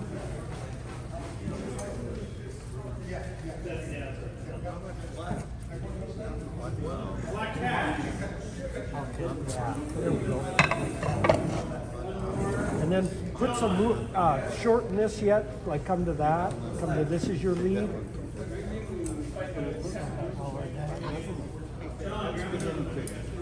Yep. And go ahead and get these guys a little bit more similar in their flow. Then maybe lower down this one. Yeah, you could. You could just, you could come just a little. Come like to this guy. This one? Save this one. Remove this. Yep. There you go.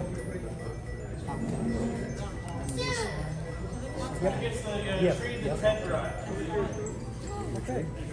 Yeah, you got nice back branching on there. Oh, I won the big string. How about that? What did I win? Should I leave Ted it brought like that? Yeah, well, you'll make it. You'll looks sharpen like a it down. You'll Toigawa. you'll fix it. Yeah, Toigawa. That's it. So it looks like you worked on your layout. Isn't that much nicer? I mean, a little arrangement when you get all those tips in their own discrete space makes a big difference. And definitely looks much more pine tree, much more pine tree. So what I would suggest with you is just continue this whole process. Just keep working these, because again, when you lay these out, you will get more budding because light penetrates a little better. And correct me if I'm wrong, but even like right now, this will look a little strange at first for this first year, right? Because it's going to be really long, but you said It'll in the be like fall. a square. Exactly. Yeah, and because these are apically dominant, again, you are going to get a lot of budding inside. So probably around December, you're going to be able to take a lot of this back out proportion. Okay? Yep. Pretty treat.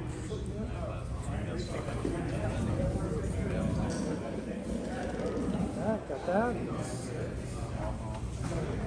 Because I guess it's only like about So she did. Have tweezers right here? Yes. So, Sorry. This is actually my tree. this is your tree? Oh. I've been growing it for a while. Okay. I was just working on it. I think my buddy needs something to work on so you can get the feel of bonsai and start getting at it. And they're not really discolorated. I've been pouring iron water on it. Oh, So okay. I got a mason jar with rusty nails, but I figure if I at least do that once every 3 months, they'll enjoy it. And they've been loving it, so haven't stopped it.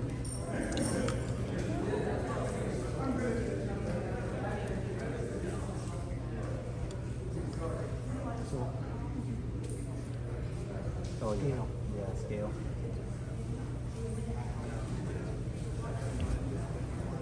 I think Ted's gonna say, "Don't Nima oil." I'm gonna get you a T-shirt, Ted. Yeah, no anymore. I like that. Let's get that. So what causes the leaves to go? It's just age? Oh, that's some thick. Yeah, I mean they're eventually cycling off. So these old leaves, they're the biggest, darkest, leathery things on the whole tree, and so again you eliminate those, and all of a sudden you're going to see this whole thing kind of lace out. It's good, when you look up at a tree in nature, you see a lot of empty volume in the tree. So in a bonsai, we can create that same illusion by getting rid of all this clutter inside. And now, see, like for example, we got a sprout that formed here. Well, there's really not a very good spot for it. So now, let's go ahead and take this guy out.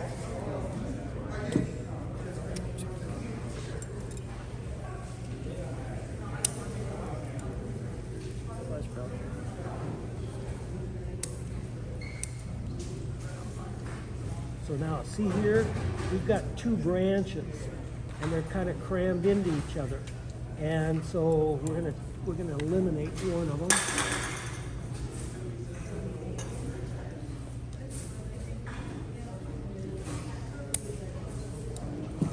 So now, see, that can be laid out and developed as a branch a little bit more. Considering this used to be a wild olive, like the big one next to it, I think I've been doing pretty good with the foliating the size, right? Yeah. Production. Yep. So like, again, anywhere where there's a crotch, you like to get your leaves away from them because that obscures the fork. And that's what expresses age. So the more forks you see. So again, as I'm lacing this, now look at the congestion right in here.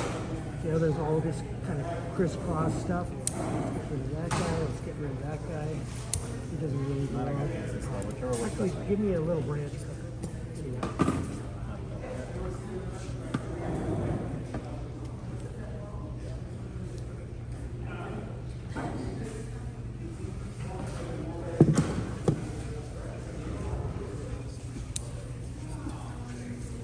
Whoa. Is there a set way in which the tree just wants to grow, and like if you cut the branch down and it just wants to grow back there, or is it just random? No, see where this leaf vein points? The bud sitting at the base of that petiole will grow always in the direction of that leaf vein. So see how this is turning up? It'll give you a vertical, which you don't see. Thank you very much. So again, just continue to lace this out, and see then you can see when you've got congestion, and when you see like right in here too, you get too busy right in there. So by taking the leaves out, now you can actually clean up your structure a little bit too. So do that up in the upper area because some of those areas where your branches are too tight, you're going to get thickening there, and you're going to lose some of your tape. Got it. Okay. Thank you very much. You're the best. Appreciate you, my brother.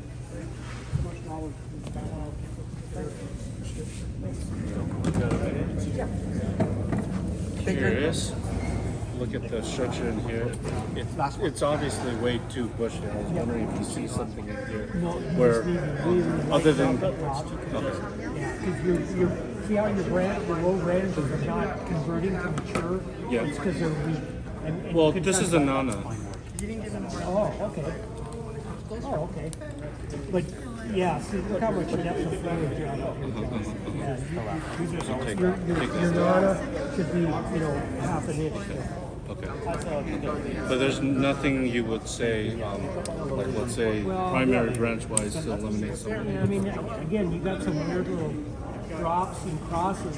Right. But I mean, you got a double layer right here. Okay. Until it's kind of cleaned out, it's really hard to go in and look at the structure at all. Okay.